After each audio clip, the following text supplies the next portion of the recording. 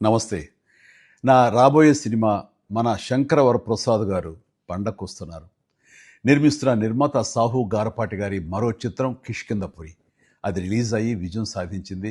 ఆ సినిమా చూసిన నాకు ఒక మంచి ప్రయత్నం చేశాడనిపించింది. అందుకుగాను ఆ చిత్ర దర్శక నిర్మాతలతో పాటు ఆ చిత్రంలో పనిచేస్తున్న నటీనటులకు అలాగే మిగతా క్రూ అందరికీ నా శుభాభినందనలు.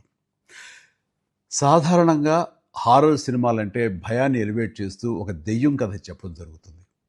కానీ 'కిష్కింధపురిలో' హారర్‌తో పాటు ఒక మంచి సైకలాజికల్ పాయింట్‌ను కూడా యాడ్ చేసి చెప్పడం చాలా బాగుంది.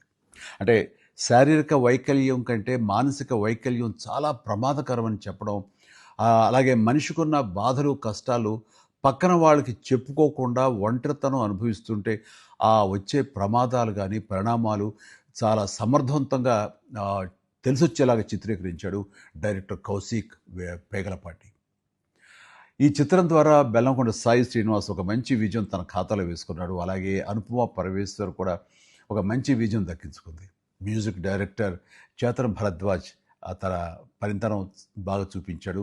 టోటల్గా 'కిష్కింధపురి' టీం అందరికీ మంచి సినిమా అందించిన మన టేస్ట్ఫుల్ ప్రొడ్యూసర్ సాహు గారపాటి గారికి నా హృదయపూర్వక అభినందనలు తెలియజేస్తూ, ప్రతి ఒక్కరూ ఈ సినిమా చూడాల్సిన ఆవశ్యకత ఎంతైనా ఉంది. Please go and watch 'Kishkindhapuri'.